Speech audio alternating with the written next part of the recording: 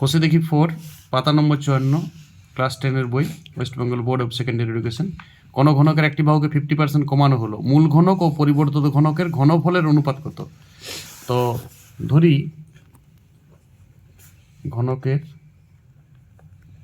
বাহু সমান এ ইউনিট, একক লিখি, কোনো একক দেওয়া নেই। 50% কমিলে বাহু কত হবে? a/2, জানো তো অর্ধেক হয় 50% কমিলে।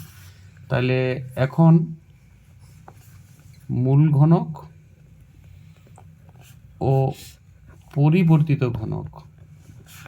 ঘনকের আয়তন অনুপাত ডাইরেক্ট করব। এটা a³ আর এটা a³/8, a³ কাটা গেল, 1/1/8, 8 দিয়ে গুণ করে দাও, 8:1, এটা অ্যান্সার। ওকে।